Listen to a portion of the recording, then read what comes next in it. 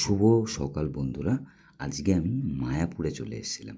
তো বন্ধুরা, মায়াপুরে চলে এসে খুব ভক্তি ও চেতনার জায়গা আপনারা অবশ্যই জানেন, এবং সেই মায়াপুরে পবিত্র ধামে এসে আজ প্রসাদ গ্রহণ করার সৌভাগ্য হলো আমার।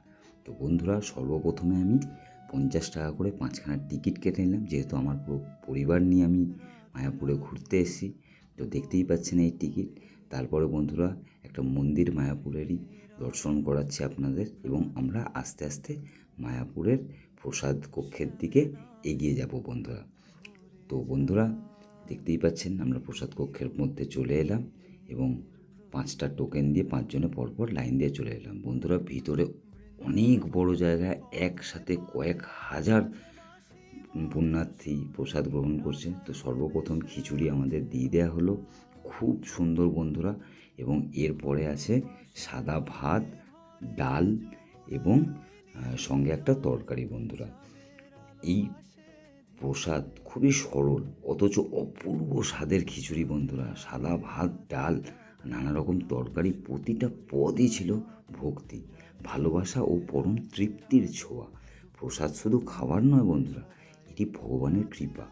আজকের এই প্রসাদ গ্রহণের মাধ্যমে মন যেন এক অন্যরকম শান্তি ও আনন্দে ভরে উঠল। মায়াপুরের পবিত্র পরিবেশ, হরিনামের ধ্বনি আর ভক্তদের সান্নিধ্যে এই সাধারণ খাবারও হয়ে উঠেছিল অসাধারণ বন্ধুরা। পেট ভরেছে খাবারে আর মন ভরেছে ভক্তিতে। এমন সুন্দর মুহূর্ত জীবনের অমূল্য সম্পদ হয়ে থাকবে বন্ধুরা।